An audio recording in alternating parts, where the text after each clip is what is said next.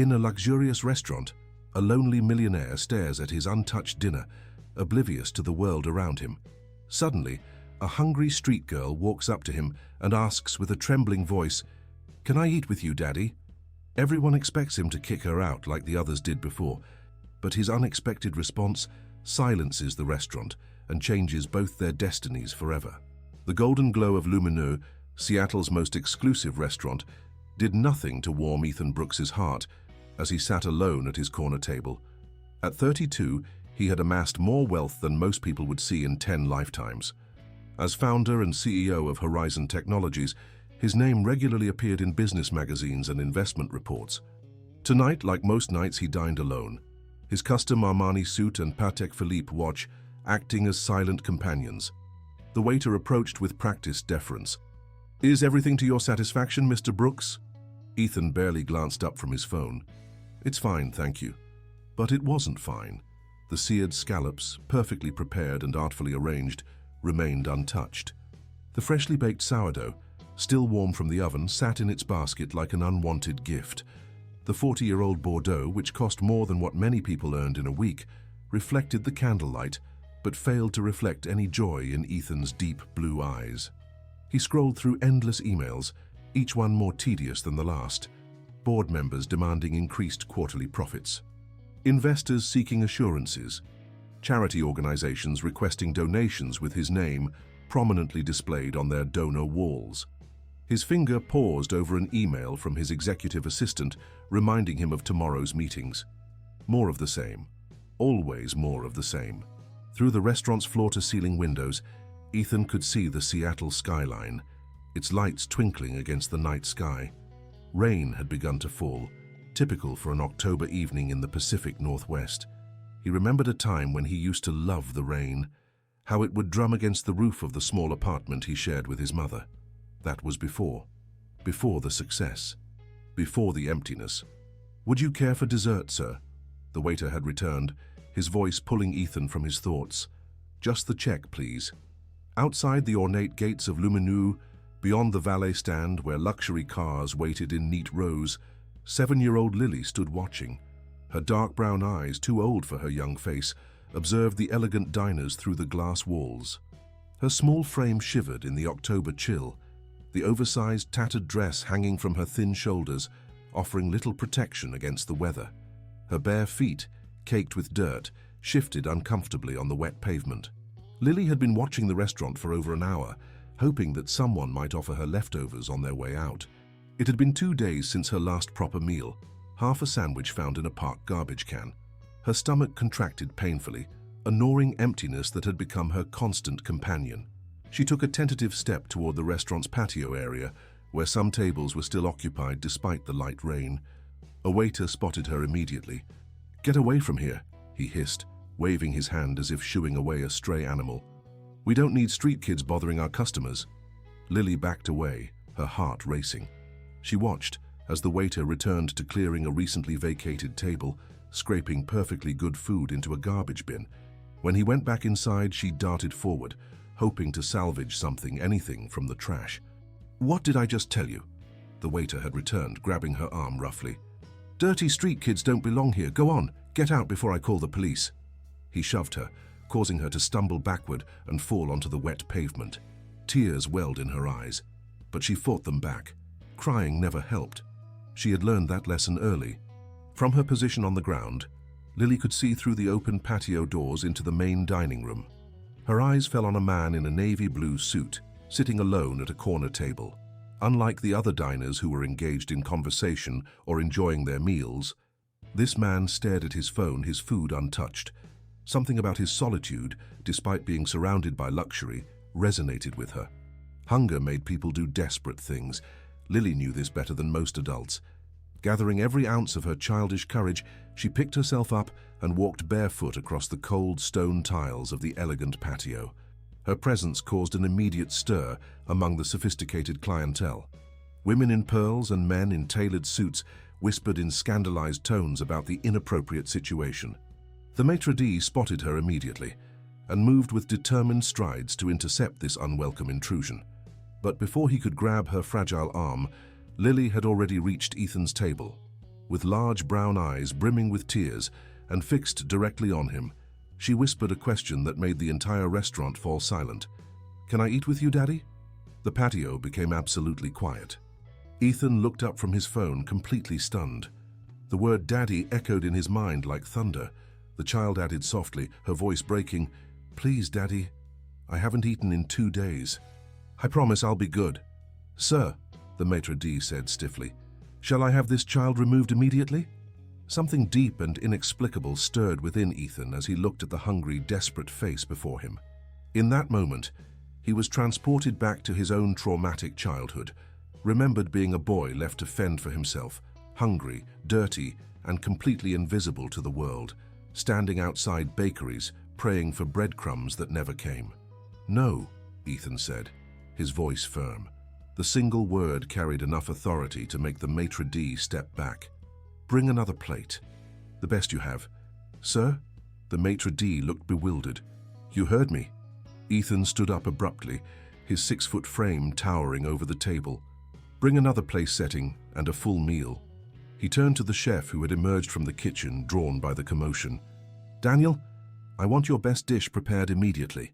The restaurant patrons stared in shock, murmuring indignantly as they witnessed a millionaire apparently accepting being called Daddy by a dirty beggar girl.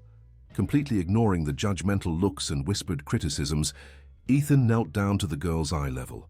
He gently pulled out the chair beside his own and invited her with paternal tenderness to sit as his special guest. "Come, dear. Tonight, you are my daughter." The little girl hesitantly settled into the elegant chair, her feet dangling far above the floor. She looked around nervously, acutely aware of how out of place she was among the crystal glasses and fine china. "Bring some warm bread first," Ethan instructed, noticing that she was trembling from cold, "and a hot chocolate." He then turned his attention to the other diners, whose stares ranged from curiosity to outright disgust. "Is there a problem?" he asked, his voice carrying across the now silent restaurant. "Does it bother you to see a hungry child being fed? Perhaps you'd prefer she continued to starve while we all enjoy overpriced meals we don't even finish?" No one answered, but several people had the decency to look away in shame. The bread arrived, and the girl received it with abundant tears streaming down her dirty cheeks. She whispered emotional thanks as she ate slowly, as if each crumb were a treasure. "What's your name?" Ethan asked gently. "Lily," she replied between hungry bites. "I'm Ethan. It's nice to meet you, Lily." She looked up at him with those enormous brown eyes, suddenly uncertain. "Are you mad that I called you Daddy? I'm sorry if you are.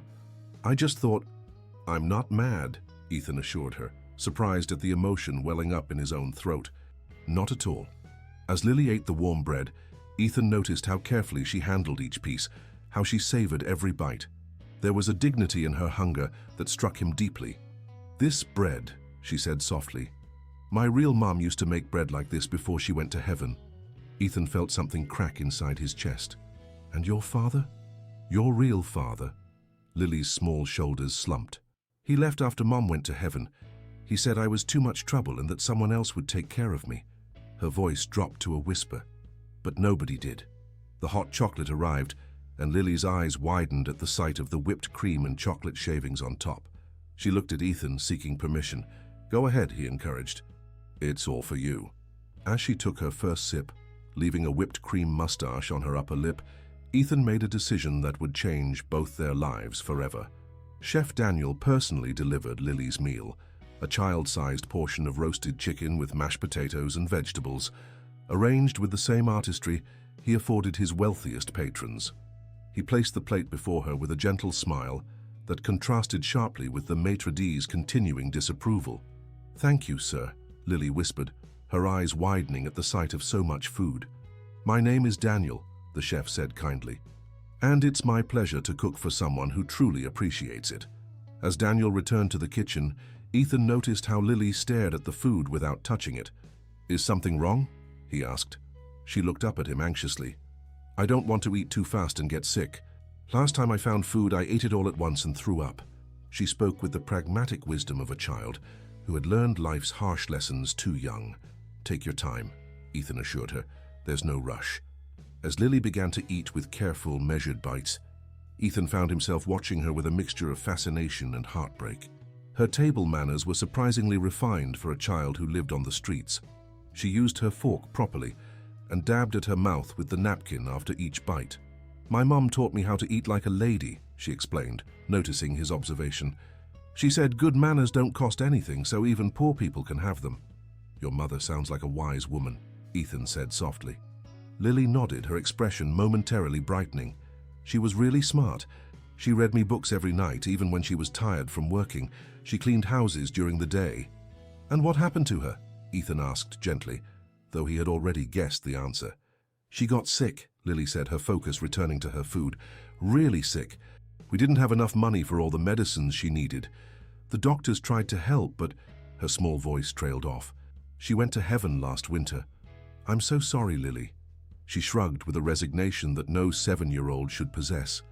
Dad stayed for a little while after, but he started drinking the smelly stuff that made him angry. One day he told me to wait outside the store and he never came back. Ethan felt a surge of anger toward this unknown man who could abandon his own child. "How long have you been on your own?" "Since spring, I think, when the flowers started coming back." She took another careful bite of chicken. "I stayed in our apartment until the loud man came and said we had to leave because no one paid the money. Then I just walked around." "You've been homeless since spring?" Ethan struggled to keep his voice steady. "Where do you sleep?" "Different places. There's a bridge where some nice ladies let me stay sometimes. And when it rains really hard, I go to the library until they close." She looked up at him earnestly. "I'm very careful. I hide when bad people come around." The matter-of-fact way she described her survival strategy made Ethan's chest tighten. He thought of the countless nights he'd spent in his penthouse overlooking the city, complaining about trivial inconveniences, while this child sought shelter under bridges. "Have you been to school?" he asked. Lily nodded. "I used to go to Lincoln Elementary. I was in first grade. I really liked it, especially the library." Her face fell. "But I can't go anymore because I don't have clean clothes, and I don't know where to get the papers Mom used to fill out." At a nearby table, a woman in an elegant black dress and pearl necklace was openly watching their interaction. When she caught Ethan's eye, she quickly looked away, embarrassed to be caught staring. "Is that lady mad at us?" Lily whispered, noticing the exchange. "No," Ethan said. "She's just not used to seeing real life interrupt her dinner." As the meal progressed, Ethan found himself increasingly captivated by Lily's resilience. Despite everything she had endured, there was still a spark in her, a childlike hope that hadn't been completely extinguished by her circumstances. "Do you have any kids?" she asked suddenly. The question caught him off guard. "No, I don't." "How come? You seem like you'd be a good dad." Ethan smiled sadly. "I've been busy building my company. Never found the right time or the right person to start a family with." "What's your company do?" "We make computers and software, programs that help businesses work better." Lily's eyes widened. "Like in the school computer lab?" "I used to love computer time." "Something like that, yes." She took a sip of her second hot chocolate, which had arrived with a plate of chocolate chip cookies. "Are you really rich?" Ethan couldn't help but laugh at her directness. "By most standards, yes." "Then how come you looked so sad when I saw you?" The question hit him like a physical blow. Had he been that transparent? "What do you mean?" "You looked sad, like my mom did sometimes when she thought I was sleeping." Lily studied him with surprising perception. "You have everything, but you still looked sad." Before Ethan could formulate a response, the maitre d' approached their table again. "Mr. Brooks, I apologize for the interruption, but we have other guests waiting for your table. Perhaps if you're finished with your unusual dinner arrangement, we could clear this up." Ethan checked his watch. It was nearly 10 p.m. and the restaurant would be closing soon. "Of course. Please add everything to my usual account." As the waiter began clearing their plates, Lily carefully wrapped her remaining cookies in a napkin. "For later?" Ethan asked. She nodded. "You never know when you'll find food again." That simple statement, delivered without self-pity, made Ethan's decision crystallize. He couldn't send this child back onto the streets. Not tonight. Not ever, if he could help it. "Lily," he said, "would you like to come home with me tonight? I have a guest room where you could sleep. It's warm and safe." Her eyes widened with suspicion and hope battling across her features. Street survival had taught her wariness of such offers. "Why would you do that?" Because no child should be sleeping under bridges. Ethan chose his next words carefully. I'm not asking you to call me Daddy for real or to stay forever if you don't want to. Just for tonight, a safe place to sleep. Lily considered this, her young face serious with deliberation. Are you a good person? My mom said I should only go with good people. I try to be, Ethan answered honestly, and I promise you'll be safe. You can leave any time you want tomorrow. After a moment's consideration, she nodded. Okay. As they prepared to leave, Ethan realized that his expensive car was hardly equipped for transporting a child. Wait here for just a moment, he told Lily, then approached the maitre d'. I need a favor, he said quietly. This child needs clean clothes and some basic necessities. Could you send someone to purchase these items immediately? He handed over his platinum credit card. Children's size 6 or 7, I would guess. Warm clothes, shoes, a coat, pajamas, toiletries. Whatever you can find at this hour. The maitre d' looked stunned. Sir, we're not a shopping service. I understand that, Ethan cut him off. And I'll compensate your staff generously for the inconvenience. He wrote down a figure on a business card that made the man's eyes widen. Consider it an emergency. 20 minutes later, Ethan's driver pulled up in his sleek black Tesla. By then, a restaurant employee had returned with several bags from a 24-hour department store. Ethan helped Lily into a new pair of shoes and wrapped a warm coat around her thin shoulders. As they walked toward the car, the woman with the pearl necklace approached them. Up close, Ethan could see she was perhaps in her 60s with elegantly styled silver hair. Mr. Brooks, she said, her voice cultured but hesitant. I wanted to apologize for my reaction earlier. What you're doing for this child. She paused, seemingly overcome with emotion. It's a beautiful thing. Ethan nodded, somewhat surprised by her contrition. May I? She reached into her purse and withdrew an envelope. May I contribute something for her future? For education, perhaps? Ethan began to refuse. He certainly didn't need financial assistance, but something stopped him. Perhaps it was the genuine remorse in the woman's eyes, or the understanding that allowing her to contribute might begin healing something in her, too. Thank you, he said, accepting the envelope. That's very kind. As the woman walked away, Lily looked up at Ethan. Why did she give you money? Sometimes people want to be part of something good, even if they didn't start it themselves, he explained, helping her into the car's back seat. As they pulled away from the restaurant, Lily pressed her face against the window, watching the glittering city lights. Is your house far? Not too far, Ethan replied, watching her reflection in the glass. Just up on Queen Anne Hill. She turned to look at him, her expression suddenly vulnerable. Will you be there in the morning when I wake up? The question carried the weight of previous abandonments, and Ethan felt its gravity settle around his shoulders. Yes, Lily, I'll be there. For the first time that evening, she smiled, a real smile that transformed her entire face. Good, she said simply, turning back to the window. As the car wound its way through Seattle's rain-slicked streets, Ethan found himself wondering how his life had changed so dramatically in the space of a single meal. For years he had pursued wealth and success with single-minded determination, believing they would fill the emptiness inside him. Now watching this resilient child who had nothing yet somehow remained whole, he began to question everything he thought he knew about what really mattered. Ethan's penthouse occupied the entire top floor of one of Seattle's most prestigious residential buildings. Floor-to-ceiling windows offered panoramic views of the city skyline, Elliott Bay, and on clear days, the Olympic Mountains beyond. Tonight, rain streaked down the glass, turning the city lights into blurry watercolors. Is this a hotel? Lily asked as they stepped out of the private elevator directly into the foyer. Ethan smiled. No, it's my home. Her eyes widened as she took in the spacious living room with its minimalist furniture, abstract art, and sleek technology discreetly integrated into every surface.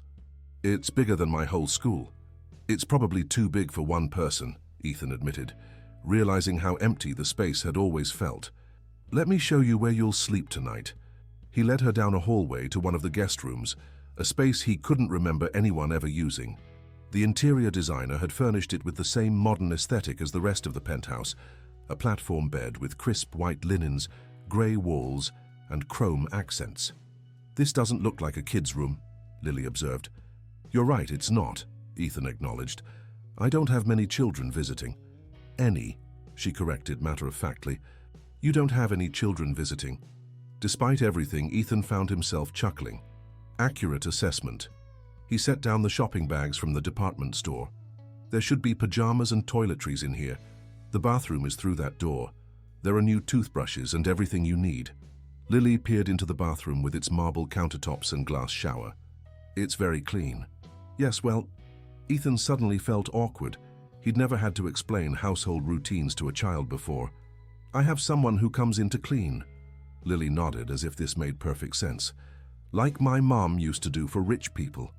The simple observation was another punch to Ethan's gut, a reminder of the vast gulf between their experiences. Yes, he said quietly.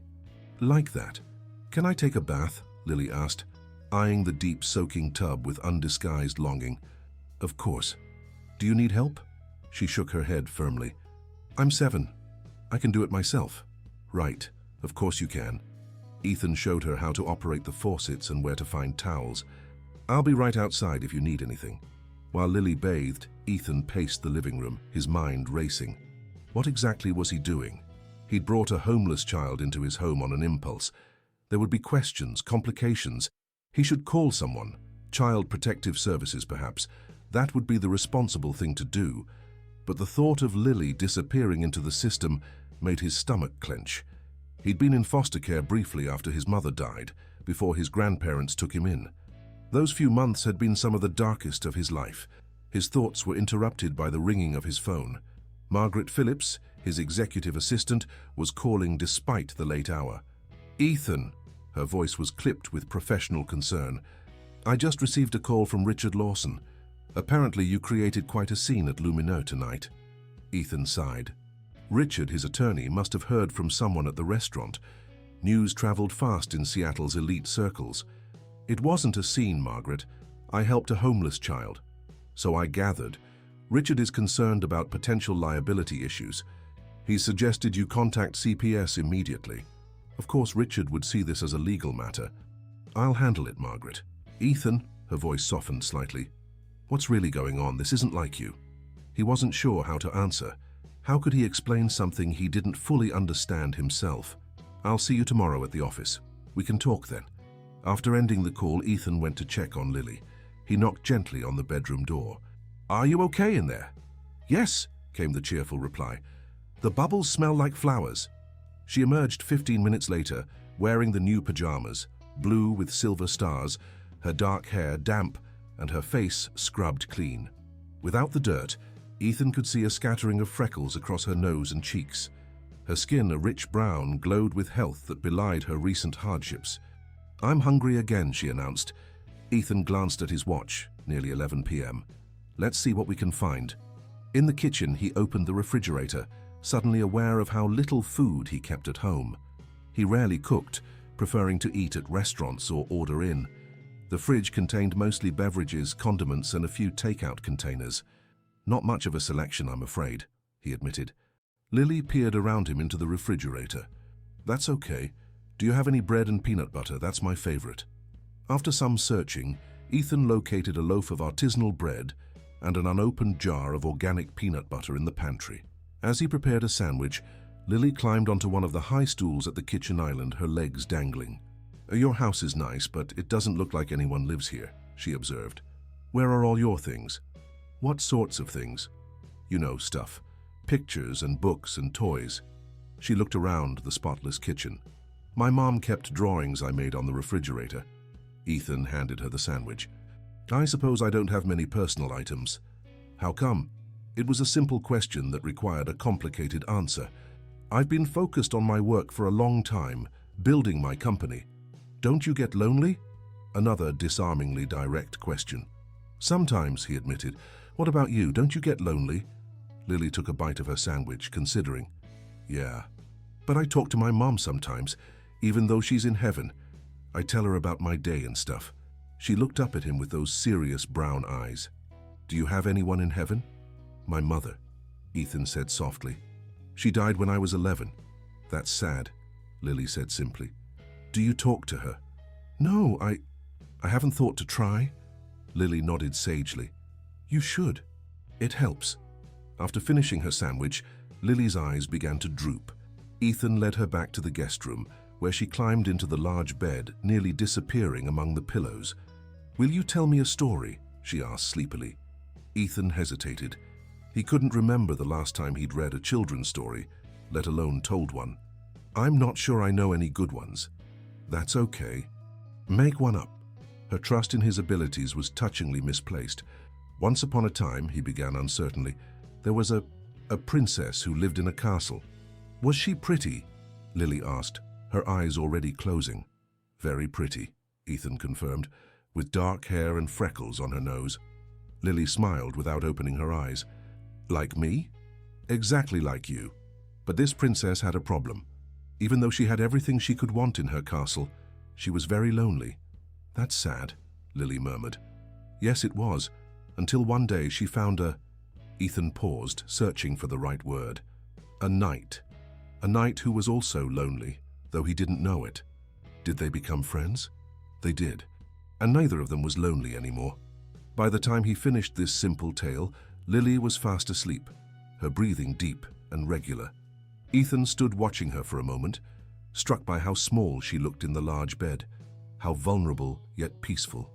He quietly left the room, leaving the door ajar and the hall light on in case she woke during the night. In his home office, he settled behind his desk and opened his laptop. There were decisions to be made, and he needed information. For the next 2 hours, Ethan researched everything he could about child welfare services, emergency foster care, and, though he hardly dared admit it to himself, adoption procedures. The more he read, the more complex the situation appeared. As a single man with no experience raising children, he would face significant scrutiny if he pursued any formal arrangement for Lily. Around 1 a.m., his phone rang again. It was Richard Lawson. "Ethan, we need to discuss this situation immediately," his attorney said without preamble. "It's 1 a.m., Richard, and you have a child of unknown origin in your home. Do you understand the potential legal implications? There are proper channels for assisting minors in need." Ethan pinched the bridge of his nose. "She has a name. It's Lily. And she's asleep right now. I've taken the liberty of contacting a colleague who specializes in family law. She can help us navigate this properly. Child Protective Services will need to be involved first thing in the morning." The thought of Lily being taken away, processed through an impersonal system, made Ethan's chest tighten. "I want to help her, Richard. Really help her, not just pass her along to someone else." There was a pause on the other end of the line. "Ethan, I've been your attorney for 8 years. I've never known you to make impulsive decisions. What's different about this?" It was a fair question, one Ethan had been asking himself all evening. "I'm not entirely sure," he admitted. "But when she called me Daddy in that restaurant, something changed." "She called you Daddy?" That wasn't in the version I heard. It was her way in. A hungry child doing whatever she could think of to get fed. Ethan found himself smiling at the memory of her courage. "But it worked, didn't it? Not just on me, but on you too. You're calling me at 1 a.m. because you're concerned." Richard sighed. "I'm calling because I'm trying to protect you from a potential legal nightmare. I appreciate that, but I need to do this right. For her." After ending the call, Ethan checked on Lily again. She was still sleeping soundly, one small hand curled against her cheek. The sight stirred something protective in him, something he hadn't known existed.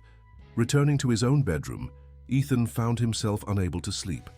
His mind kept returning to the moment in the restaurant when Lily had first approached his table. The desperate courage it must have taken for her to walk into that place, to approach a stranger and call him Daddy, on the slim hope it might get her fed. And somewhere in the back of his mind, a question began to form. What if this wasn't just about helping Lily? What if she was also in some unexpected way helping him? Morning light filtered through the rain clouds, casting a soft glow across Ethan's penthouse. He had barely slept, his mind racing with possibilities and concerns. Around 6 a.m. he gave up trying and went to the kitchen to make coffee. He was on his second cup when he heard small footsteps padding down the hallway. Lily appeared in the doorway, her hair tousled from sleep, still wearing the star-patterned pajamas. For a moment she looked disoriented, as if she couldn't quite believe where she was. "Good morning," Ethan said gently. Her face relaxed at the sight of him. "You're still here." The simple observation spoke volumes about her past experiences. I promised I would be. She climbed onto the same stool she'd sat on the night before. Do you have cereal? Ethan opened several cabinets before locating a box of granola, probably purchased by his housekeeper as he rarely ate breakfast at home. Will this work? Lily peered at the box suspiciously. What is it? Granola. It's like fancy cereal. She accepted this explanation with a shrug. Okay. As they ate breakfast together, Lily with her granola and Ethan with his third cup of coffee, he considered how to approach the day ahead. He had meetings scheduled that couldn't easily be postponed, but he couldn't exactly bring Lily to the office, and he certainly couldn't leave her alone. What are you thinking about? Lily asked, noticing his furrowed brow. You look worried. I'm trying to figure out our plan for today, he admitted. Do I have to leave? Her voice was carefully neutral, but her fingers tightened around her spoon. No, not if you don't want to. Ethan spoke before he had fully thought through the implications. But I do have to go to work for a few hours. Lily nodded, accepting this adult reality. I can stay here by myself. I'm good at being quiet. The thought of leaving her alone in the penthouse was out of the question, but her willingness to accommodate his schedule, to make herself as little trouble as possible, tugged at his heart. Actually, I think I have a better idea. 30 minutes later, they were both dressed and ready to leave. Lily wore new clothes from the department store shopping spree, jeans, a purple sweater, and sneakers that lit up when she walked. Her delight in these simple items was both charming and heartbreaking. Where are we going? She asked as they rode the elevator down to the parking garage. I thought you might like to see where I work, and then I have someone I'd like you to meet. Ethan's sleek black Tesla was parked in its reserved spot. He helped Lily into the back seat, realizing belatedly that he didn't have a proper child safety seat. Another item for the growing list of things he needed to learn about caring for a child. As they drove through Seattle's morning traffic, Lily pressed her face against the window, watching the city come to life. She seemed particularly fascinated by the Space Needle, visible in the distance. Have you ever been up there? Ethan asked, noticing her interest. She shook her head. Mum said maybe for my birthday someday, but then she got sick. Maybe we could go this weekend, he suggested, then immediately wondered if he was making promises he couldn't keep. What would happen to Lily by the weekend? Would she still be with him? Horizon Technologies occupied 10 floors of a downtown high-rise. As the founder and CEO, Ethan usually entered through a private entrance bypassing the main lobby. Today, however, he opted for the front doors, holding Lily's hand as they walked through the bustling atrium. Heads turned as they passed. Ethan Brooks was a recognizable figure in the building, but no one had ever seen him accompanied by a child. At the security desk, he requested a visitor's badge for Lily, who accepted it with solemn pride, clipping it to her sweater. This is where you make computers, she asked, as they rode the executive elevator to the top floor. Some of them, yes. We design them here, but they're built in factories. Is it like Santa's workshop, but for computers? Ethan smiled. Something like that. The elevator doors opened directly into the executive suite. Margaret Phillips was already at her desk, her perfectly styled blonde hair and impeccable suit a familiar sight. Her eyes widened as she took in Lily. Good morning, Margaret, Ethan said, trying for a casual tone. This is Lily. She'll be spending some time with me today. Margaret recovered quickly, her professional demeanor reasserting itself. Good morning, Mr. Brooks. She smiled at Lily. Hello there. Hi, Lily replied shyly, half hiding behind Ethan's leg. Could you please reschedule my morning meetings? Ethan asked. And see if Sophia Jenkins can meet with me as soon as possible. Margaret's eyebrows rose slightly at the mention of Sophia, but she nodded. I'll take care of it right away. In his corner office, Ethan showed Lily the view of Elliott Bay and explained in simple terms what his company did. She seemed most impressed by his desk, which could be raised or lowered at the touch of a button. Can I try it? She asked, eyeing the control panel. Sure. He helped her onto his chair and showed her which button to press. Her delighted giggle as the desk slowly rose was possibly the most joyful sound ever heard in that office. Margaret appeared in the doorway. Ms. Jenkins can be here at 10:30. Perfect, thank you. Ethan checked his watch. That gave them about an hour. After the novelty of the adjustable desk wore off, Lily grew restless. Ethan's office, designed for efficiency and impression rather than comfort, offered little to entertain a child. He was considering what to do when his phone rang. Richard Lawson again. "I need to take this," he told Lily. "It's important." She nodded understandingly and continued exploring the office, examining the few personal items on display. Industry awards, a model of Horizon's first successful product, framed magazine covers featuring Ethan. "Richard," Ethan answered, keeping his voice low. "What have you found out?" "I've been in touch with Claire Bennett at Family Services. She's willing to meet with you today to discuss the situation." "That's good news." "It's a professional courtesy, Ethan. Don't mistake it for approval. There are serious concerns about how you've handled this." Ethan glanced at Lily, who was now drawing on a legal pad he'd given her. "I'm meeting with Sophia Jenkins at 10:30. She should be able to help navigate this." "The social worker from your foundation? That's actually smart," Richard conceded. "She'll understand the system. But Ethan, you need to prepare yourself. The chances of you being able to maintain custody of this child, even temporarily, are slim." After ending the call, Ethan found himself watching Lily as she concentrated on her drawing, her tongue poking slightly out of the corner of her mouth. The thought of her being taken away made his chest tighten with an unfamiliar ache. At 10:25, Margaret announced that Sophia Jenkins had arrived. Sophia was the lead social worker for the Brooks Foundation, the charitable organization Ethan had established 5 years earlier to support underprivileged youth. Though he funded the foundation generously, he had limited involvement in its day-to-day operations, making their relationship more professional than personal. Sophia entered the office with the confident stride of someone comfortable in corporate environments, despite not being corporate herself. In her early 40s, with warm brown skin and hair styled in neat locks, she exuded both competence and compassion. "Ethan," she greeted him with a firm handshake. "Margaret filled me in on some of the basics."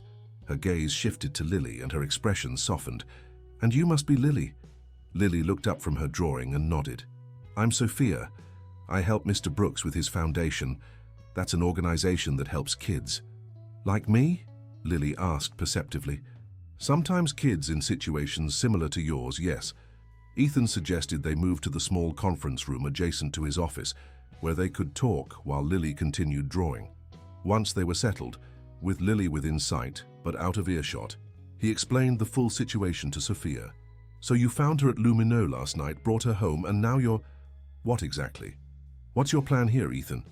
It was the question he'd been asking himself all night. "I want to help her, really help her, not just hand her off to the system and forget about her." Sophia's expression was unreadable. "That's commendable, but there are established protocols for children in crisis. Child Protective Services should have been contacted immediately." "I know," Ethan admitted. "But once I saw her, heard her story, I couldn't just make a phone call and walk away." Sophia studied him thoughtfully.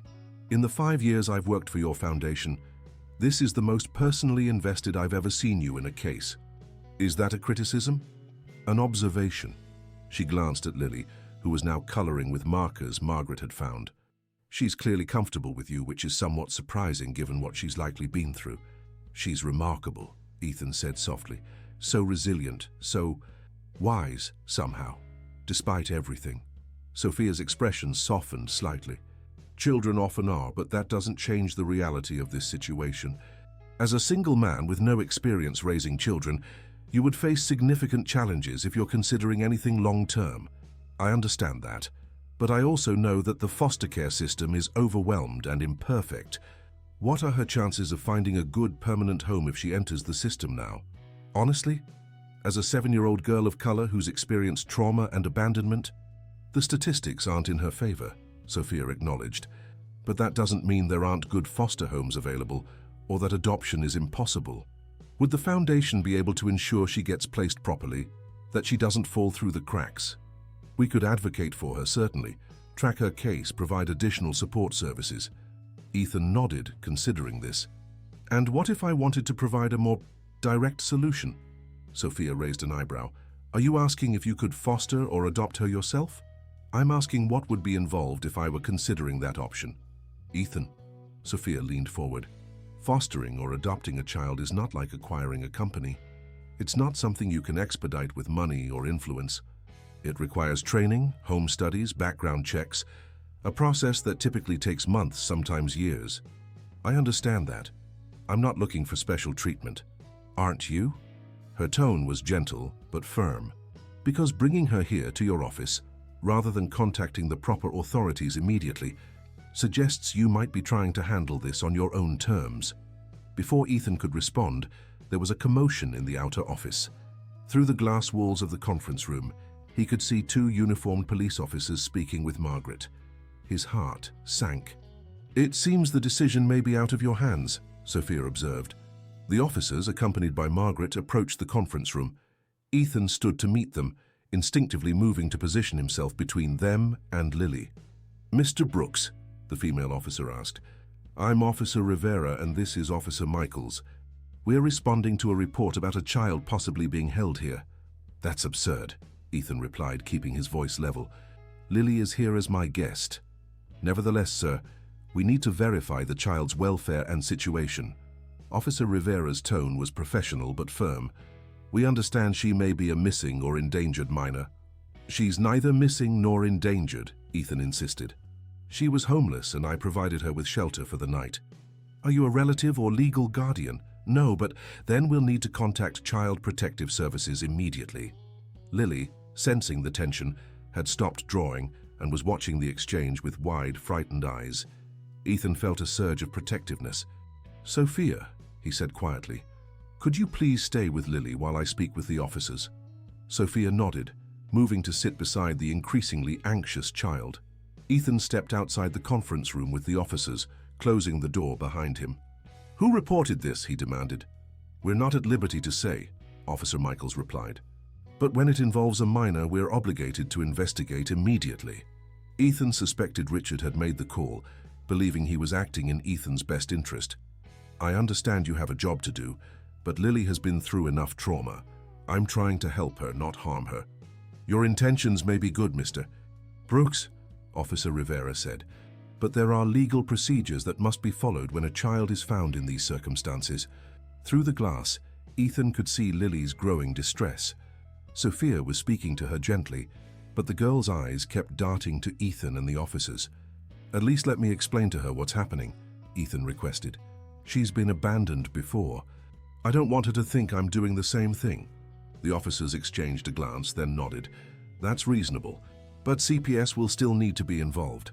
As Ethan turned to re-enter the conference room, he saw Lily's small face crumple with fear, and in that moment, he knew with absolute certainty that he would do whatever it took to keep her safe, not just today, but for as long as she needed him.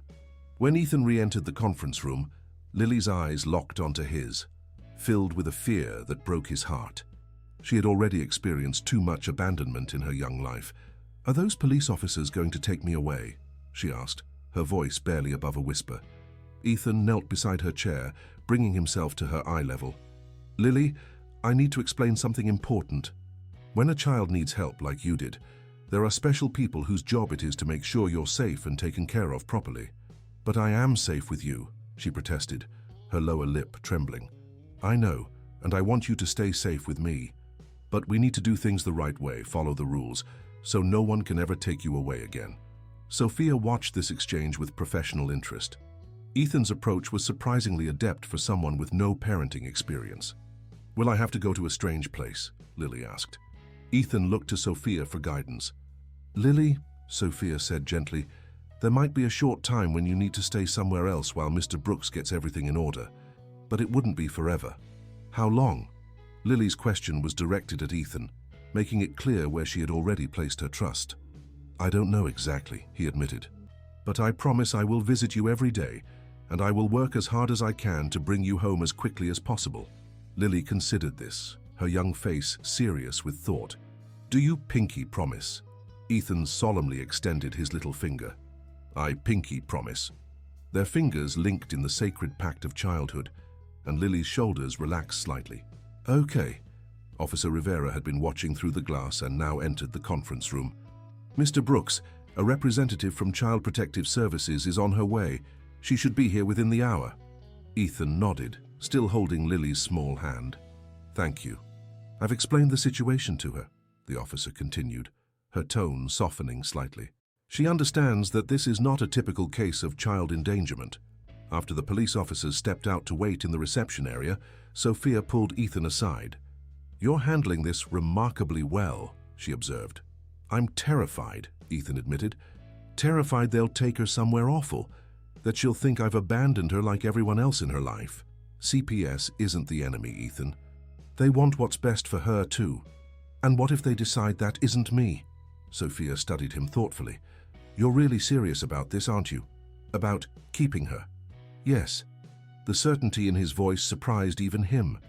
Just 24 hours ago, his biggest concern had been quarterly projections and market expansions. Now none of that seemed to matter compared to keeping this child safe. "Then let me help you navigate this," Sophia offered. "I know the system, the people. We can make this work, but you have to be prepared for a process, not an immediate solution." Margaret appeared at the door. "Mr. Brooks, Claire Bennett from Child Protective Services is here." Claire Bennett was not what Ethan had expected. Rather than the stern bureaucrat he had imagined, she was a warm-faced woman in her 50s, with practical clothes and a no-nonsense manner that somehow still conveyed compassion.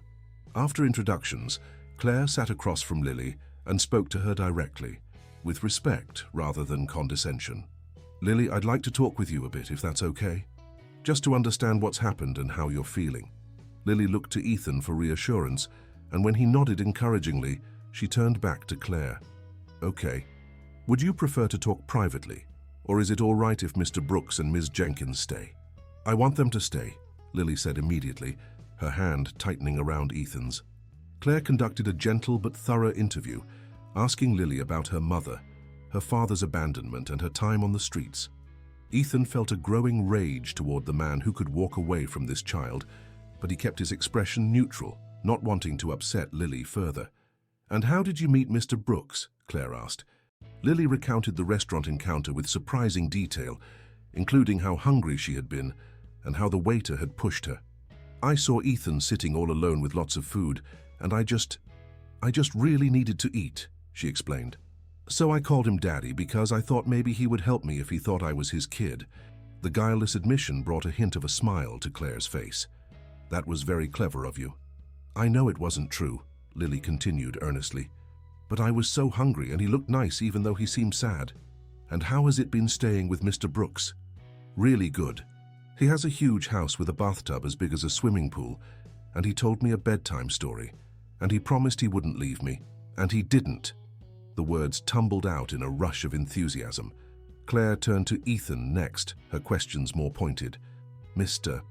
Brooks, while your intentions appear honorable, you must understand the seriousness of taking a minor into your home without proper authorization."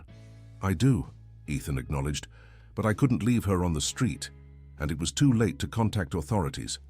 I intended to address the situation properly this morning, by bringing her to your office rather than to CPS, by consulting with Sophia first," Ethan clarified, gesturing to the social worker.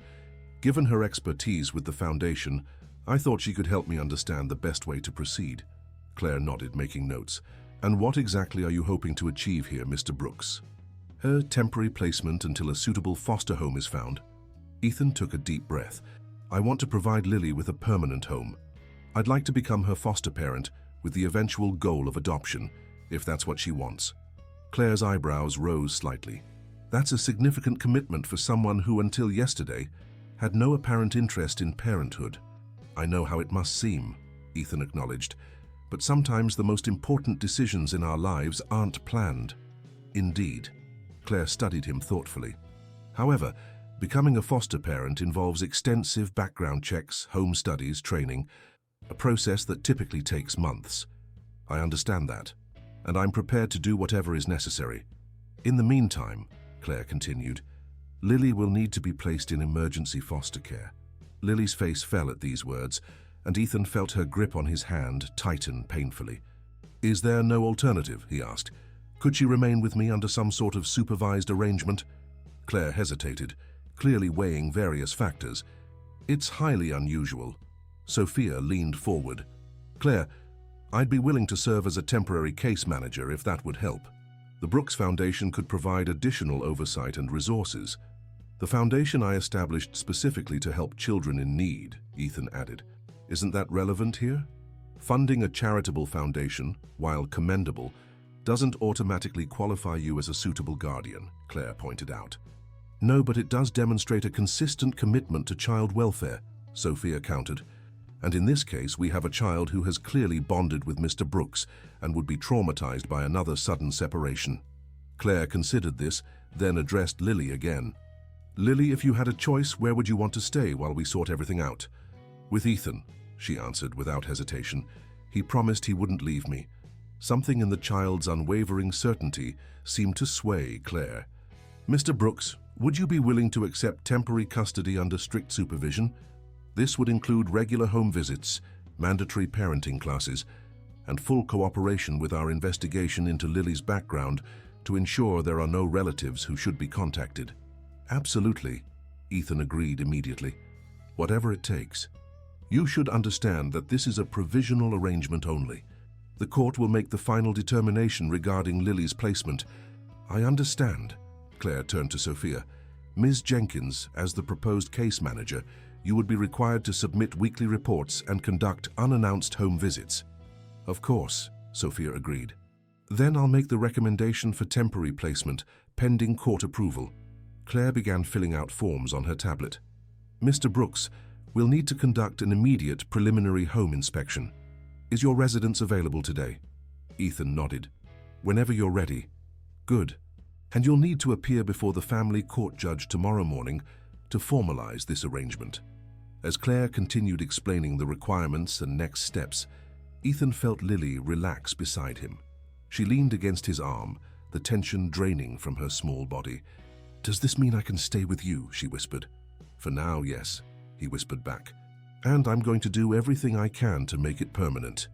Her answering smile was like sunshine breaking through clouds. 3 hours later, after Claire had inspected Ethan's penthouse and filed her initial report, Sophia pulled him aside in the kitchen while Lily explored her temporary bedroom. You realize what you're getting into, right? Sophia asked. This isn't just about buying her nice things or giving her a beautiful place to live. This is a lifetime commitment to a child who's experienced significant trauma. I know, Ethan said quietly. Do you? Because from where I'm standing, this looks like a man who's never even had a houseplant suddenly deciding to raise a child. Ethan couldn't help but laugh at the accuracy of her assessment. When you put it that way, it does sound insane. So why are you doing it? It was a question he'd been asking himself since the moment Lily had approached his table at Lumineux. When I was 11, my mother died suddenly. My father had never been in the picture. I spent 6 months in foster care before my grandparents could take me in. I didn't know that, Sophia said softly. It's not something I talk about. Those 6 months were difficult. I promised myself that if I ever had the chance to prevent another child from experiencing that kind of loneliness, I would. And you think you can be what Lily needs? I think I can try, Ethan said honestly. I have resources, stability, and apparently a heart that isn't quite as atrophied as I thought. Sophia smiled slightly at this. Parenthood will change everything, you know. Your work, your social life, your priorities, all of it. Maybe those things need changing. Their conversation was interrupted by the arrival of Richard Lawson, whom Margaret had finally contacted. The attorney looked distinctly uncomfortable as he took in the situation. I see you've been busy, he said to Ethan. Claire Bennett called me. She said you're pursuing temporary custody. That's right. Richard ran a hand through his graying hair. Ethan, I've been your attorney for nearly a decade. In all that time, I've never known you to make a decision that wasn't carefully calculated. This seems impulsive, to say the least. Sometimes the best decisions are. Richard looked skeptical. There are other ways to help this child. The foundation could establish a special fund for her care, ensure she gets placed with an excellent foster family. I don't want to delegate this, Richard. I want to do it myself. Why? Because she called you Daddy in a restaurant? Because you feel sorry for her? Ethan felt a flash of anger at the reduction of his feelings to mere pity. Because when I look at her, I see myself at that age, lost, alone, terrified. Because every child deserves someone who will put them first, no matter what. And because, for reasons I can't fully explain, I care about what happens to her. Richard sighed, recognizing the determination in his client's voice. Then you'll need a family law attorney. I've taken the liberty of contacting Jennifer Abernathy. She's the best in Seattle. Thank you, Ethan said, genuinely grateful for his attorney's support, despite his reservations. Don't thank me yet. The road ahead won't be easy, even with your resources. Single men face additional scrutiny in adoption cases. I understand. Do you also understand what this will mean for your company? Horizon needs its CEO fully engaged.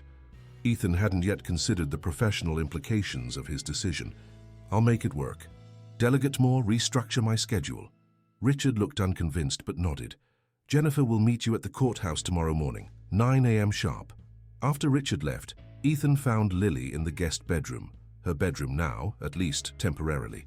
She had arranged her few new possessions carefully on the bedside table and was sitting cross-legged on the bed, looking at a picture book Margaret had purchased, along with some other child-appropriate items. "Hey," he said, knocking lightly on the open door. She looked up, her face brightening. "Hi, Miss Margaret got me books. This one's about a girl who lives in a lighthouse. That sounds interesting. Do you have meetings now? Miss Sophia said you're very busy and important." Ethan smiled. "Not today. I thought maybe we could go shopping for some things to make this room feel more like yours." Lily's eyes widened. "Really? Can we get purple sheets? Purple is my favorite color." "Absolutely. Purple sheets it is." As they prepared to leave, Ethan received a text from Sophia. "Remember, this is just the beginning. Court tomorrow at 9. Be prepared for questions about your parenting plan." Parenting plan. The phrase made the reality of what he was undertaking suddenly concrete. He was attempting to become a father overnight to a child who had already experienced profound loss and abandonment. The responsibility was enormous. "Are you okay?" Lily asked, noticing his expression.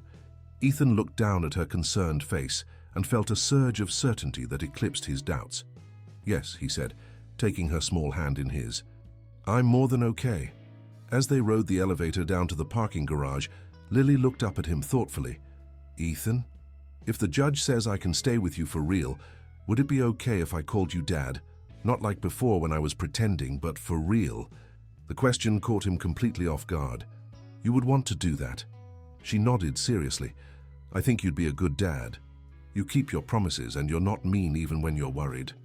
It was perhaps the most sincere compliment Ethan had ever received. "I would be honored if you called me Dad," he said, his voice rough with emotion. "But only when you're ready, and only if that's what you truly want." "I'm not ready yet," she admitted. "But maybe soon." "There's no rush," Ethan assured her. "We have time." It was a promise he intended to keep, regardless of what challenges lay ahead. The family courtroom was smaller than Ethan had expected, more intimate than imposing. Judge Eleanor Ramirez, a woman in her 60s with steel-gray hair and penetrating eyes, presided from the bench with an air of someone who had seen everything and was rarely surprised. Ethan sat beside Jennifer Abernathy, the family law attorney Richard had recommended. With her immaculate pantsuit and focused demeanor, Jennifer projected confidence that Ethan found reassuring. Across the aisle sat Claire Bennett, representing Child Protective Services, and Sophia, who had been officially appointed as Lily's case manager. Lily herself waited outside with Margaret, who had volunteered to accompany them to court. The judge had requested to speak with the adults first before bringing the child in. "Mr. Brooks," Judge Ramirez began, reviewing the file before her, "this is certainly an unusual situation. Ms. Bennett has recommended temporary custody pending a full home study and background evaluation. Do you understand that this arrangement is provisional and subject to immediate review if any concerns arise?" "Yes, Your Honor," Ethan replied, "and you're prepared to meet all requirements for foster parent certification, including parenting classes, regular home inspections, and ongoing supervision?" "Absolutely." Judge Ramirez studied him over her reading glasses. "What prompted this sudden interest in becoming a foster parent, Mr. Brooks? Until yesterday, your interactions with children appear to have been limited to charitable donations." It was a fair question, and one Ethan had anticipated. "Your Honor, I believe that sometimes life presents us with unexpected opportunities to do the right thing. When Lily approached me in that restaurant, something changed. I recognized in her the same loneliness and fear I experienced as a child after losing my mother." The judge's expression remained neutral. "Empathy is commendable, Mr. Brooks. but raising a child requires more than emotional resonance with their trauma. It demands consistency, patience, and a willingness to put someone else's needs before your own, possibly for the first time in your life. The assessment was blunt, but not inaccurate. I understand that, Your Honor. I'm not claiming this will be easy or that I have all the answers, but I'm committed to learning and to providing Lily with the stable, loving home she deserves. Ms. Bennett, the judge turned to the CPS representative. What efforts have been made to locate any relatives of the child? We've initiated a search based on the limited information available, Claire replied. Lily's mother was Rachel Davis, who died approximately 8 months ago from complications related to pneumonia. The father is listed as James Wilson on the birth certificate, but we've been unable to locate him thus far. According to Lily, he abandoned her shortly after her mother's death. And there are no grandparents, aunts, uncles? None that we've identified yet. The search is ongoing. Judge Ramirez nodded, making notes. Ms. Jenkins, as the appointed case manager, what is your assessment of this situation? Sophia straightened in her seat. Your Honor, while the circumstances are unconventional, I believe this arrangement has potential to benefit Lily significantly. Mr. Brooks has demonstrated genuine concern for her welfare, and she has formed a strong attachment to him in a remarkably short time. Given her history of abandonment, disrupting this connection could cause additional trauma. And you're confident in Mr. Brooks's ability to provide appropriate care for a 7-year-old child? I believe he has the capacity to learn, Sophia replied carefully.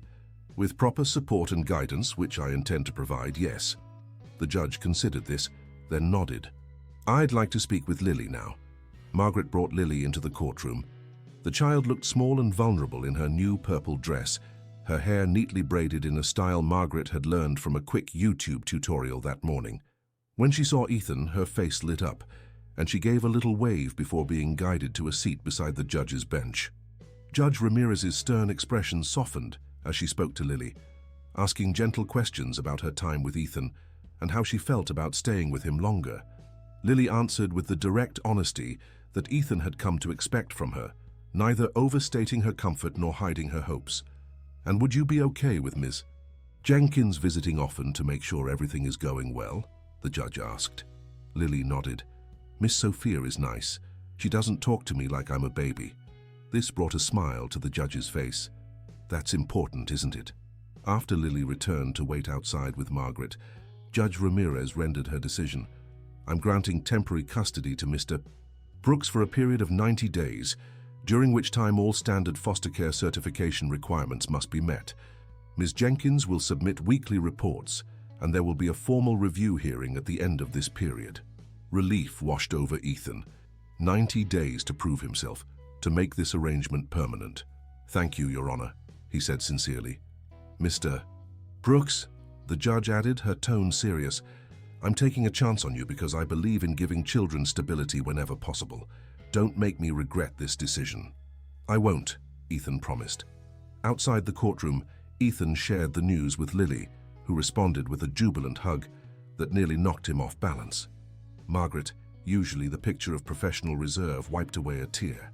Congratulations, Jennifer said, closing her briefcase. This is just the first step, but it's a significant one. We'll need to begin preparing for the permanent custody hearing immediately. What do I need to do? Ethan asked. Parenting classes start next week, Sophia interjected. I've already enrolled you in an accelerated program designed for foster parents, and will need to properly outfit your home for child safety inspections. I've also initiated a more thorough search for Lily's father, Jennifer added. If he's located, he would have the legal right to contest any custody arrangement. The mention of Lily's father sent an uncomfortable chill through Ethan. The man had abandoned his daughter to the streets. What kind of father could do such a thing? Yet legally his claim would supersede Ethan's. What are the chances of finding him? Ethan asked quietly, ensuring Lily couldn't overhear as she chatted with Margaret. Difficult to say, Jennifer replied. If he doesn't want to be found and if he's left the state, it could be challenging. But we have to demonstrate due diligence in the search. Ethan nodded, pushing down the selfish hope that James Wilson would remain lost. The next 3 weeks passed in a whirlwind of activity and adjustment. Ethan's penthouse underwent a dramatic transformation. The sleek, minimalist space now featured colorful throw pillows, child-appropriate books and games, and a bedroom for Lily that looked like it had been transplanted from a home design magazine's perfect girls' room spread, complete with the requested purple sheets, a canopy bed, and a reading nook filled with pillows. More significant than the physical changes were the adjustments to Ethan's life and routine. He restructured his work schedule to accommodate school drop-offs and pickups at the private academy where Lily had been enrolled. Board meetings were rescheduled around parent-teacher conferences. Late-night business calls now took place only after bedtime stories and good-night hugs. The parenting classes Sophia had enrolled him in proved more valuable than Ethan had anticipated. He found himself taking detailed notes on everything from age-appropriate discipline to recognizing signs of trauma in children. His fellow classmates, mostly couples preparing to foster or adopt, initially regarded the famous tech CEO with skepticism, but his genuine commitment soon won their respect. Lily, for her part, was thriving in the stability of her new environment. The nightmares that had plagued her during the first week had diminished. Her teachers reported that she was bright and eager to learn, quickly making up ground on the schooling she had missed. The school counselor had begun gentle therapy sessions to help her process her mother's death and father's abandonment. Each evening, Ethan and Lily shared dinner at the actual dining table, a space he had rarely used before, and discussed their days. He found himself looking forward to these conversations, to hearing about her new friends, or the book she was reading, or her thoughts on just about anything. Her perspective was refreshingly uncomplicated, yet often surprisingly insightful. Sophia's weekly visits became less formal over time, evolving into something more like friendly check-ins. On one such visit, as Lily showed off her science project in her room, Sophia pulled Ethan aside in the kitchen. "You're doing remarkably well," she said, genuine approval in her voice. "I wouldn't have predicted it, honestly." Ethan smiled. "I wouldn't have either. Turns out I had untapped reserves of patience." "It's more than that. You've restructured your entire life around her needs. That's not something everyone would be willing to do, especially someone in your position." "It doesn't feel like a sacrifice," Ethan admitted. "More like finding a better purpose." "Well, my reports to the court have been glowing. If things continue this way, I anticipate a positive outcome at the 90-day hearing." The encouraging words were exactly what Ethan needed to hear. The deadline was approaching rapidly, and despite the smooth adjustment, he couldn't shake the anxiety that something would go wrong, that Lily would be taken away. That fear materialized unexpectedly the following week. Ethan was in a meeting at Horizon when his assistant interrupted with an urgent message. Jennifer Abernathy needed to speak with him immediately. Excusing himself, Ethan took the call in his office, his stomach tightening at Jennifer's serious tone. "We've located James Wilson," she said without preamble. Ethan sank into his chair. "Where?" "Portland. He's been living there for the past 6 months, working construction jobs. CPS has made contact and informed him about Lily's situation. And," Ethan could barely force the word out, "he's expressing interest in reclaiming custody. He's hired an attorney and is petitioning the court." The room seemed to tilt slightly. He abandoned her, left her homeless. How can he possibly have a claim? He's her biological father, Ethan. That carries significant legal weight. He's claiming that he left Lily with a neighbor temporarily while he went to find work, and that he returned to find both the neighbor and Lily gone. He says he's been searching for her. "That's a lie," Ethan said flatly. Lily was clear about what happened. The testimony of a traumatized 7-year-old may not be given full weight against an adult's account, Jennifer cautioned, especially a parent's. So what happens now? Wilson is coming to Seattle next week. The court has ordered a supervised meeting with Lily to assess their relationship. Ethan felt physically ill at the thought of Lily being forced to confront the man who had abandoned her. "How do I stop this?" "You can't, not directly, but we can prepare for it. I've requested all available records regarding Wilson, employment history, criminal background if any, rental records, everything that might indicate his stability or lack thereof. If he's been as transient as Lily's story suggests, that will work in our favor." After ending the call, Ethan sat motionless, trying to process this threat to the life he and Lily were building. How could he tell her that the father who discarded her was now trying to reclaim her? Would she even want to see him? And beneath these concerns lurked a deeper fear. What if, despite everything, she wanted to go with him?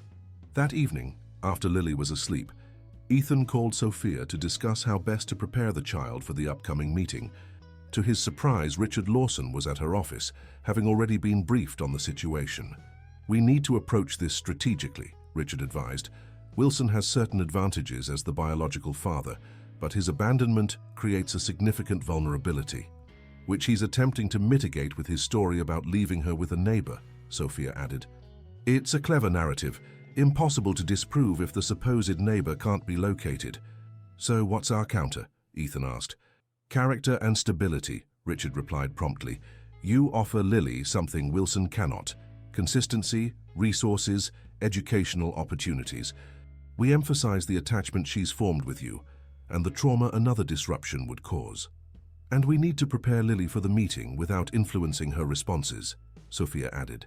"She needs to feel safe expressing her true feelings, whatever they may be." The conversation continued late into the night, strategizing and preparing for what lay ahead.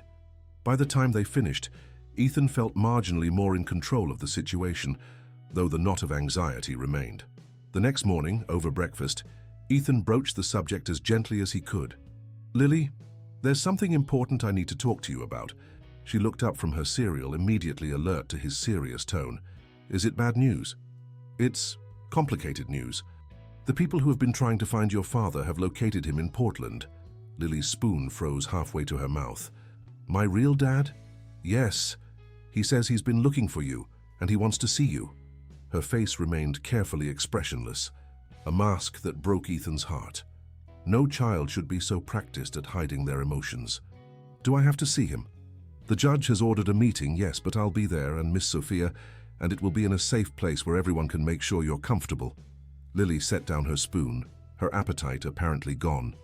"What if he wants me to go with him? Do I have to?" "No decisions will be made right away," Ethan assured her, though he wasn't entirely certain this was true. "The judge will consider what's best for you, and your feelings are very important in that."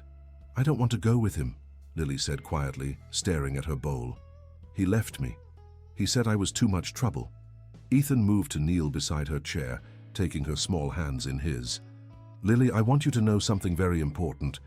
No matter what happens with this meeting or what your father says, you are not too much trouble. You are wonderful and brave and smart, and having you in my life has been the greatest gift I could have imagined." Tears welled in her eyes. "I want to stay with you. You're my family now. And you're mine," Ethan said fiercely. "I will do everything in my power to make sure we stay together." "That's a promise." Lily wrapped her arms around his neck in a tight hug, and Ethan held her close, silently vowing that James Wilson would not take her away, not without the fight of his life. The meeting was scheduled for the following Tuesday at a neutral facility used for supervised family visits. As the day approached, Lily grew increasingly quiet and withdrawn, her usual chatter replaced by thoughtful silences. Ethan respected her need to process, offering reassurance without pressure. The night before the meeting, as he tucked her into bed, she asked the question he'd been dreading. "What if my real dad has changed? What if he's nice now and sorry for leaving me?" Ethan chose his words carefully. "People can change, Lily, and if your father has truly changed and is sorry for what happened, that would be a good thing. It doesn't mean you have to go live with him, but it might mean you could have a relationship with him that's positive. Like how some kids have two houses. One with their mom and one with their dad. Something like that, maybe. But those are decisions that would be made very carefully, with your feelings being very important." She seemed to consider this. "I would still want to live with you most of the time." "I would want that too," Ethan said, smoothing her hair back from her forehead. "More than anything." As Lily drifted off to sleep, Ethan remained seated on the edge of her bed, watching the gentle rise and fall of her chest. In just a few short weeks, this child had become the center of his world. The thought of losing her to a man who had thrown away the privilege of being her father was unbearable. Tomorrow would bring a confrontation he had never anticipated, a battle for something far more precious than any business deal or corporate acquisition. Ethan Brooks, who had built an empire through strategic thinking and calculated risks, now faced a challenge where the stakes were not measured in dollars, but in the fragile trust of a child's heart. It was a challenge he could not, would not, lose. The Family Services Center was deliberately designed to feel non-threatening. Pastel walls adorned with children's artwork, comfortable furniture arranged in conversational groupings, and toys discreetly available in every corner. Despite these efforts, the atmosphere felt charged with tension as Ethan and Lily arrived for the supervised meeting with James Wilson. Lily held Ethan's hand tightly, her palm slightly sweaty against his. She had been uncharacteristically silent during the drive, responding to his gentle attempts at conversation with single words or nods. Now, as they waited in a small anteroom, she seemed to shrink into herself, becoming smaller and more vulnerable with each passing minute. "Remember," Ethan said softly, kneeling to her eye level, "I'll be right here the whole time. If you feel uncomfortable or want to stop, just say so." She nodded, her eyes serious. "What does he look like now?" "I don't remember very well." The question caught Ethan off guard. He realized he didn't know, hadn't seen a photo of James Wilson. "I'm not sure, sweetheart. But I know he's your biological father, so maybe he looks a little like you." Sophia entered the room, her professional demeanor firmly in place. "James Wilson has arrived. He's with his attorney in the meeting room. Are you ready, Lily?" The child took a deep breath and nodded, though her grip on Ethan's hand tightened. "You're very brave," Sophia told her with genuine admiration. "Remember, this is just a conversation. No decisions are being made today." The meeting room was larger than Ethan had expected, with a round table in the center and several chairs arranged around it. A woman he didn't recognize sat quietly in one corner with a notepad, the court-appointed observer, he presumed. Jennifer Abernathy, his attorney, was already seated at the table. And then there was James Wilson. Ethan's first impression was of a man trying very hard to make a good impression. Wilson had clearly made an effort with his appearance, clean-shaven, hair neatly combed, wearing what looked like a new button-down shirt. He appeared to be in his mid-30s, with the weathered complexion of someone who worked outdoors. His hands, resting on the table, showed calluses consistent with construction work. When Wilson saw Lily, something flickered across his face. Recognition, perhaps, or guilt. He started to rise from his chair, but stopped at a subtle gesture from his attorney, a thin man with wire-rimmed glasses. "Lily," Wilson said, his voice rough with emotion, "look how big you've gotten." Lily pressed herself against Ethan's side, eyeing her biological father warily. She didn't respond to his greeting. Everyone took their seats, Lily staying as close to Ethan as possible. The tension in the room was palpable. "We're here today for a supervised meeting between James Wilson and his daughter, Lily Wilson," Sophia began formally. "This is not a custody hearing, but an opportunity for reconnection and assessment." Wilson's attorney leaned forward. "My client has expressed deep concern about his daughter's current living arrangement with a man who is, legally speaking, a stranger to her. Mr. Wilson has been searching for Lily since they became separated 8 months ago." "Separated?" Ethan couldn't help the incredulous tone. "You mean since he abandoned her after her mother died?" "Ethan," Jennifer cautioned quietly. Wilson's face flushed. "I didn't abandon her. I left her with Mrs. Patel next door while I went to find work in Portland. When I came back 2 weeks later, they were both gone. The landlord said they'd been evicted." "That's not true," Lily said suddenly, her voice small but clear. "You said I was too much trouble. You said someone else would take care of me. Then you took your bags and left. I waited and waited, but you never came back." Wilson flinched as if struck. "Lily, honey, you were upset about your mom. You might have misunderstood." "I didn't misunderstand," Lily interrupted, a spark of anger breaking through her fear. "You said, 'I can't do this, kid. You're too much work.' Those were your exact words. And then you left, and I was all alone." The raw honesty in her voice silenced everyone in the room. The court observer wrote rapidly in her notebook. Wilson looked stricken. "Lily, I was in a bad place after your mom died. I wasn't thinking straight. I did some things I'm not proud of." "Mr. Wilson," Sophia interjected, "can you clarify for us what happened after Rachel Davis's death? Where were you living with Lily?" Wilson shifted uncomfortably. "We were in an apartment in the Rainier Valley. After Rachel died, I couldn't afford the rent on my own. I was drinking too much, missing work, things got bad." "And you left Lily where exactly?" "I told her to stay with Mrs. Patel," he insisted, though his conviction seemed to waver. "I remember telling her that." "There was no Mrs. Patel," Lily said flatly. "The lady next door was named Mrs. Chen, and she moved away before Mom went to heaven." Wilson had no response to this, his gaze dropping to his hands on the table. His attorney stepped in smoothly. Regardless of the exact circumstances, Mr. Wilson is Lily's biological father and has a legal right to custody. He has secured employment and housing in Portland and is prepared to provide a stable home for his daughter. After abandoning her for 8 months, Jennifer counted, during which time she was homeless and forced to fend for herself on the streets of Seattle. Mr. Wilson's parental rights should be considered in light of this severe neglect. The back and forth continued, legal arguments flying across the table while Lily sat silently, her expression growing more withdrawn. Ethan could feel her tension, the way she seemed to fold into herself as the adults argued over her future. "May I speak?" Ethan asked during a brief lull. All eyes turned to him. "We're focusing on legal arguments and past actions, but we're forgetting the most important person in this room." He looked at Lily, then at Wilson. "Mr. Wilson, I understand that you're Lily's biological father, and I don't doubt that you have genuine feelings for her. But parenting isn't just about biology or legal rights. It's about showing up day after day, making your child's needs a priority." Wilson's jaw tightened defensively. "I'm not saying people can't make mistakes or that they can't change," Ethan continued, "but Lily deserves stability and security. She deserves to know without doubt that she will never be abandoned again." "And you think you can provide that?" Wilson challenged. "A rich guy who's known her for what, a month? What happens when you get bored of playing daddy and move on to your next project?" The accusation stung, partly because Ethan had asked himself the same question in moments of doubt. But before he could respond, Lily spoke up. "Ethan wouldn't do that," she said with quiet certainty. "He keeps his promises." The simple statement hung in the air, powerful in its childlike faith. Wilson's expression softened as he looked at his daughter. "Lily, I know I messed up. I know I hurt you, and I'm so sorry. But you're my little girl. We're family. Blood means something." "You left me all alone," Lily said, tears welling in her eyes. "I was scared and hungry and you never came back. I want to make it up to you," Wilson pleaded. "I've got a job now, a nice apartment. You'd have your own room. I've been sober for 6 months. Things would be different, I swear."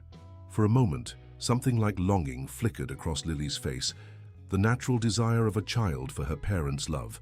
Ethan felt his heart constrict with the fear that she might choose Wilson despite everything.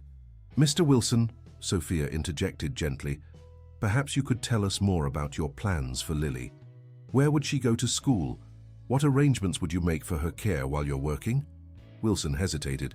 "There's a public school near my apartment, and I've got a neighbor who could watch her after school, I think." "You think?" Jennifer picked up on the uncertainty. "You haven't actually made these arrangements?" "I've been focused on finding her first," Wilson defended. "The details can be worked out." "And your employment situation?" Sophia pressed. "Is it stable? I've been with the same crew for 4 months now. Construction work. The pay is decent." As the questioning continued, it became increasingly clear that Wilson's plans were vague and underdeveloped. His intentions might be genuine, but his preparation was minimal.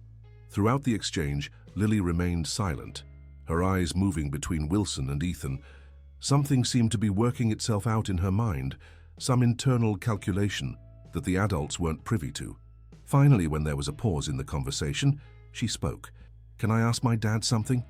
All the adults looked momentarily confused until it became clear she was addressing Wilson. "Of course, honey," he said, leaning forward eagerly. "If I came to live with you and it got hard again..." She hesitated, choosing her words carefully. "Would you still want me, even if I was too much trouble?" The question cut through all the legal posturing and adult concerns, striking at the heart of her fear. Wilson seemed momentarily taken aback by its directness. "Lily, things are different now. I've changed." "But what if you change back?" she persisted. "What if you start drinking the smelly stuff again? What if you lose your job?" Wilson had no immediate answer. His expression conflicted. "Because Ethan wants me even when things are hard," Lily continued, her voice growing stronger. "When I had nightmares and screamed in the middle of the night, he didn't get mad. When I spilled juice on his important papers, he just helped me clean it up. He says I'm not too much trouble, that I'm just right." The simple testimony brought unexpected tears to Ethan's eyes. He hadn't realized how closely she had been watching, how carefully she had been testing the boundaries of his commitment. Wilson looked stricken. "Lily, I want to be that kind of father to you. I want another chance. I'm scared you'll leave again, Lily admitted, her voice small but honest. And I don't want to be scared anymore.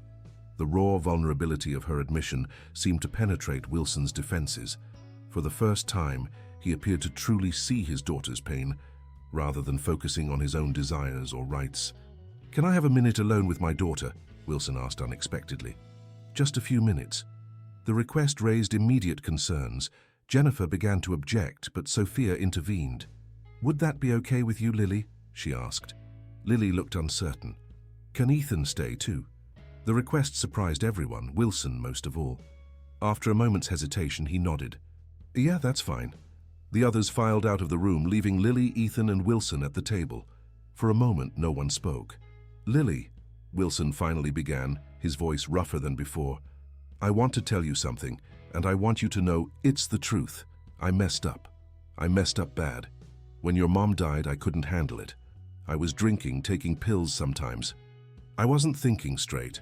He rubbed a hand across his face. "The truth is, I don't remember exactly what I said to you that day. I might have said you were too much trouble. I might have told you to go to Mrs. Patel or Mrs. Chen or whoever. I was messed up, and that's not an excuse. It's just what happened." Lily watched him with those serious brown eyes that seemed to see everything. "I've been sober 6 months," Wilson continued.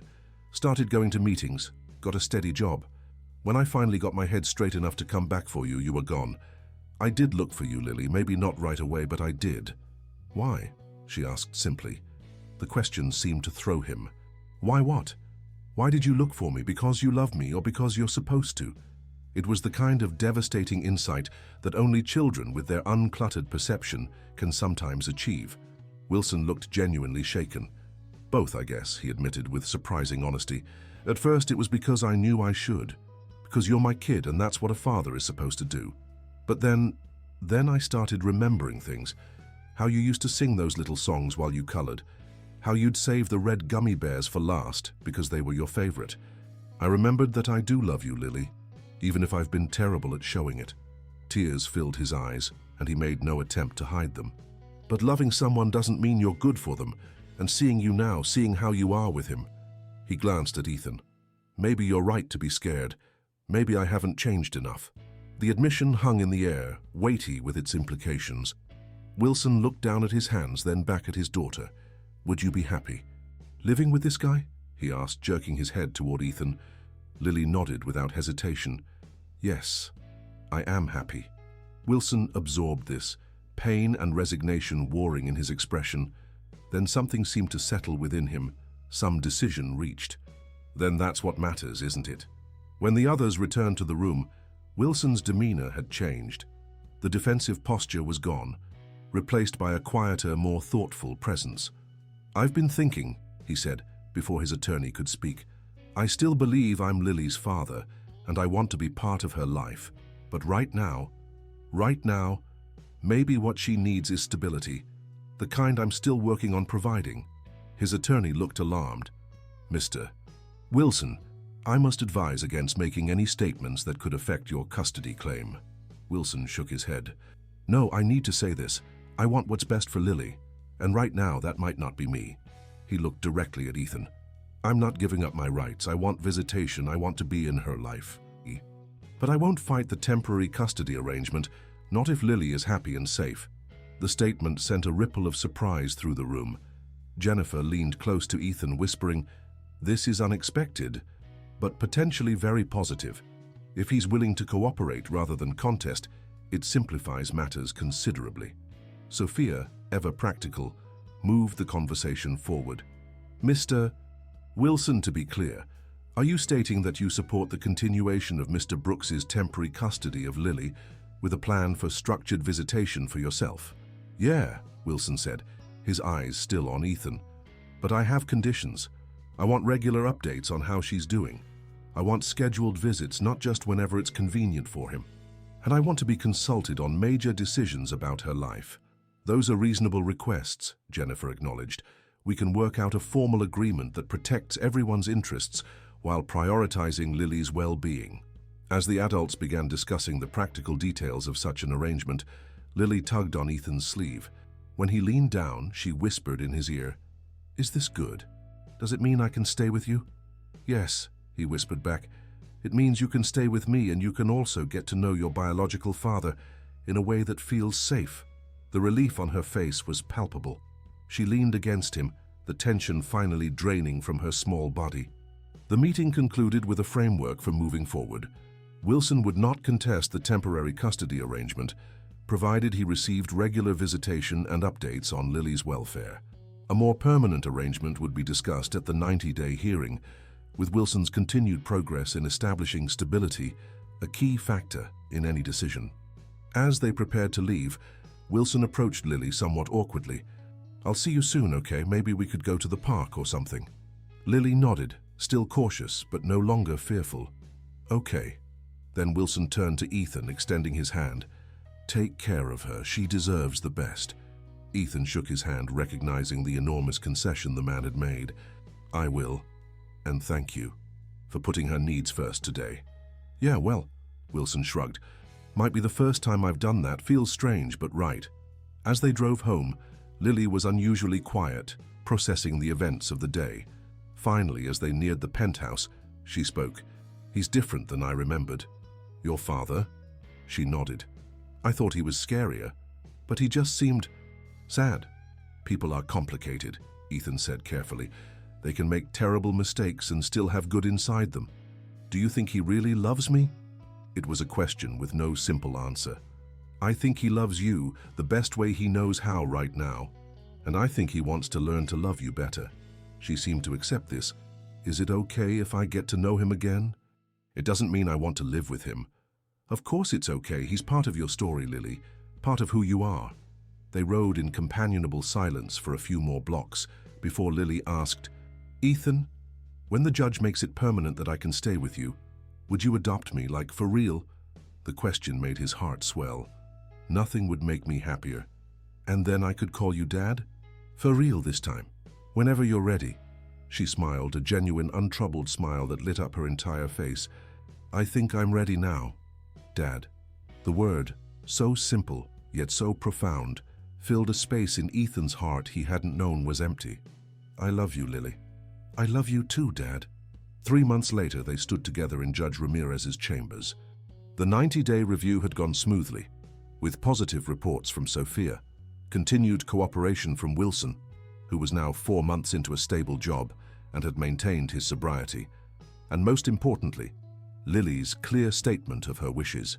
"Having reviewed all the evidence and recommendations," Judge Ramirez announced, "I am granting permanent custody of Lily Davis Wilson to Ethan Brooks, with regular visitation rights for James Wilson as outlined in the agreement.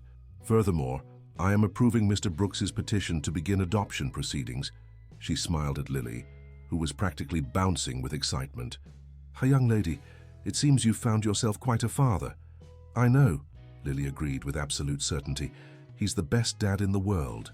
Outside the courthouse, Margaret waited with a camera to capture the moment. Sophia stood nearby, genuine happiness evident in her usually professional demeanor.